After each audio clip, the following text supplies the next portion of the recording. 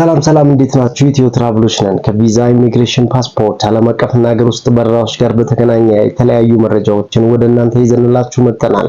የቱርክ የጉብኝት ቪዛ ምን መስፈርቶች አሉት? አሁን አዲስ የወጣውን የ2025 አዲስ መስፈርቱን ይዤላችሁ መጥቻለሁ። በእርግጥም የቱርክ ቪዛ ከዚህ በፊት ከነበሩት አሻሽሎ ይዞ የመጣውን አዲሱን እነግራችኋለሁ።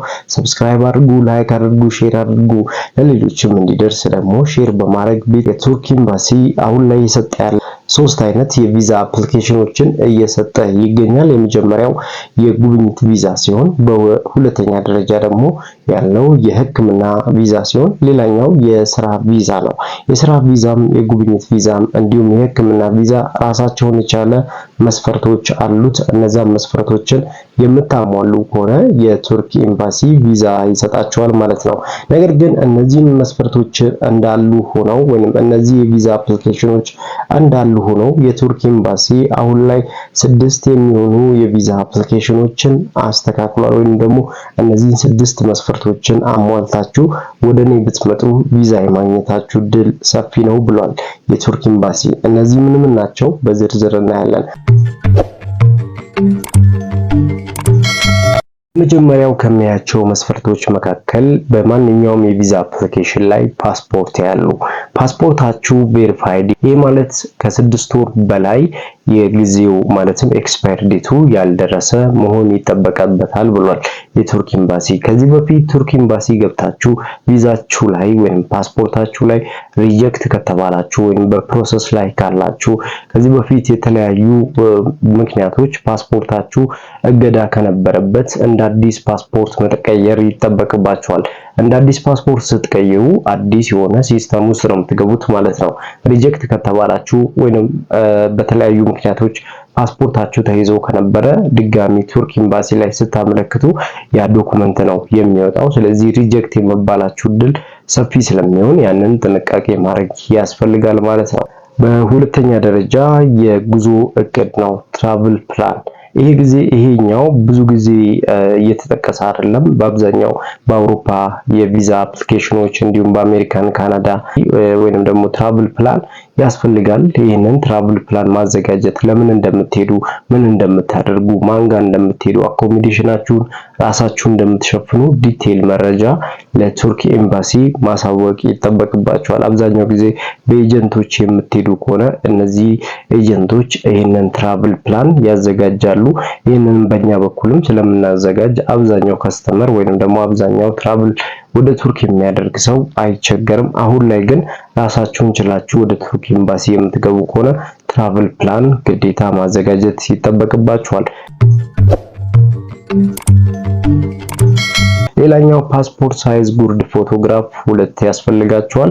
በእነዚህ ፓስፖርት ሳይዝ ጉርድ ፎቶግራፍ አንደኛው ለአሻራ ሲሆን ሁለተኛው ደግሞ በዶክመንታችሁ ውስጥ የሚካተት ፎቶግራፍ ያስፈልጋችኋል ብሏል።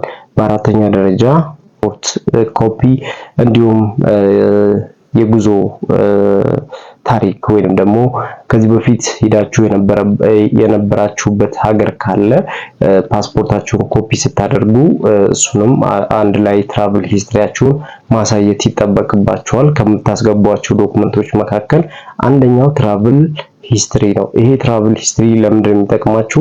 ከዚህ በፊት ሌላ ሀገር ላይ ሄዳችሁ አኮሞዴሽናችሁን ችላችሁ ያለምንም ችግር ወደ ሀገራችሁ ከተመለሳችሁ ቱርክ ላይ ሄዳችሁ አትቸገሩም ብለው ያምናሉ።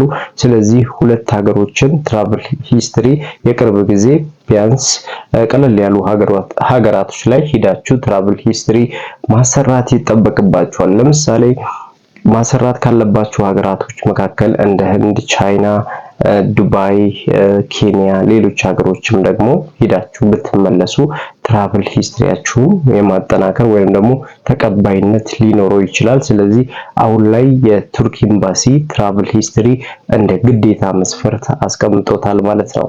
እነዚህ መስፈርቶችን አሟልታችሁ ወደኔ መምጣት ይጠበቅባችኋል ብሎ የቱርክ ኤምባሲ ዌብሳይቱ ላይ ካስቀመጣቸው ዶክመንቶች መካከል እነዚህ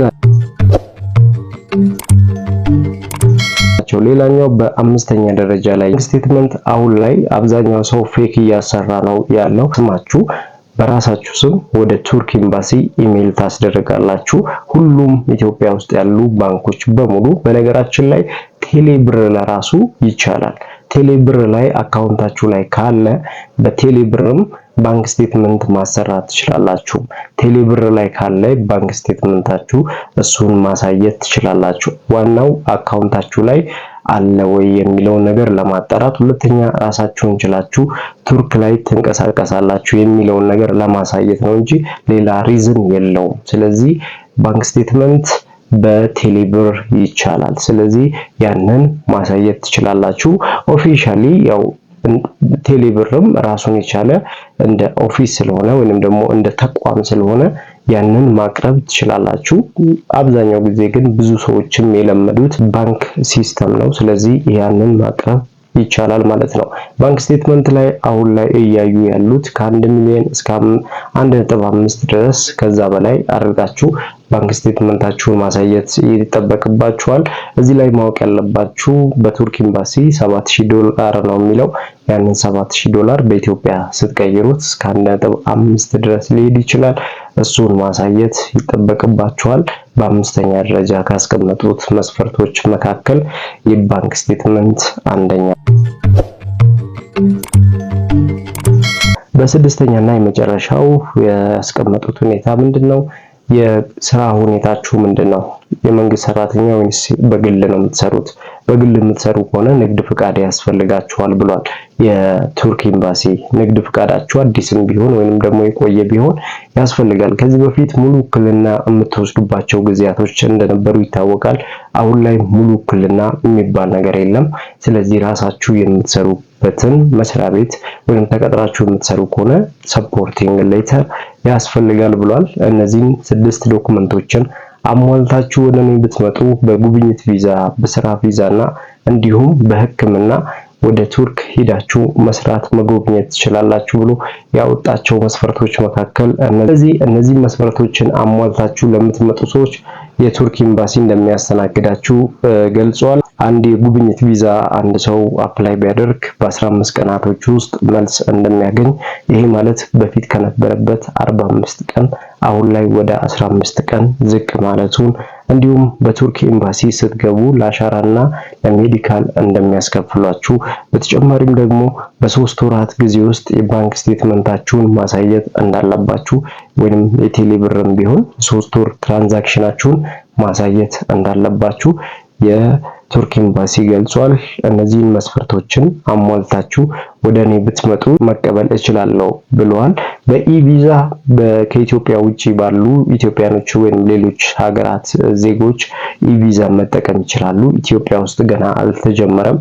ወደፊት የሚጀመር ከሆነ ግን እነዚህን ዶክመንቶቻችሁን አታች አድርጋችሁ በኢቪዛ አፕሊኬሽን ሲስተም መላክ ትችላላችሁ። እነዚህን ሁሉ አገልግሎቶችን በእኛ በኩልም ማግኘት ትችላላችሁ። ቦሌ ትሮፒካል ሞል በቀጠሮ ሰዓት መጣችሁ ይህንን አገልግሎት በእኛ በኩል ማግኘት ትችላላችሁ። የቱርክ ቪዛ ለምትፈልጉ በጉብኝት፣ በሕክምና፣ በተለያዩ የሕክምና አይነቶች አሉ። በአይን፣ በእጅ፣ በእግር በተለያዩ የሕክምና ዘርፎች ላይ ቱርክ ላይ በጣም ስፔሻሊስት ከሆኑ ዶክተሮች ጋር እንሰራለን። ስለዚህ እዛ ሄዳችሁ የቱርክ ሕክምናችሁን መከታተል ለምትፈልጉ ሰዎች በሙሉ እኛን በዚህ ስልክ ቁጥር ላይ ደውላችሁ ቀጠሮ አስይዛችሁ እኛን ማግኘት ትችላላችሁ። ቪዛ ለትራቭል ሂስትሪ በተለይ ለአሜሪካን፣ ለአውሮፓ ሀገራት ለምትፈልጉ ሰዎች ለእናንተም ይሄንን እድል ይዘንላችሁ መጥተናል ማለት ነው። በተጨማሪም ከቱርክ ውጪ ደግሞ እንደ ፈረንሳይ፣ ጀርመን፣ ግሪክ፣ ጣሊያን፣ እንግሊዝ እነዚህ ሀገራቶች ላይ በተጨማሪም ዱባይን ጨምረን እነዚህ ሀገራቶች ላይ የጉብኝት ፓኬጅ አዘጋጅተናል ማለት ነው። ስለዚህ እነዚህ ሀገራቶች ላይ ሄዳችሁ ትራቭል ሂስትሪያችሁን ማስተካከል ለምትፈልጉ ሰዎች ካላችሁ ከቪዛ ሄዳችሁ እነዚህን ትራቭል ሂስትሪያችሁን ማስተካከል ለምትፈልጉ ሰዎች በሙሉ አዲስ እድል ይዘንላችሁ መጥተናል። ይህንን አገልግሎት በዚህ ስልክ ቁጥር ላይ ማግኘት ትችላላችሁ። ኢትዮ ትራቭሎች ነን። ሰብስክራይብ አድርጉ፣ ላይክ አድርጉ፣ ሼር አድርጉ፣ ለሁሉም ሰው ይድረስ። አዳዲስ መረጃዎችን በቀጣይ ቪዲዮ ይዤላችሁ መጣል በማድረግ ቤተሰብ ሁኑ። ሐሳብ፣ አስተያየት፣ ጥያቄዎች ካላችሁ ኮሜንት ላይ አስቀምጡልን። ለእናንተ ጥያቄዎች መልስ ይሆናሉ ብዬ ማስባቸውን ወደ እናንተ አደርሳለሁ። አብራችሁኝ ስለሆናችሁ አመሰግናለሁ። መልካሙን ሁሉ በያላችሁበት ተመኘን። ፒስ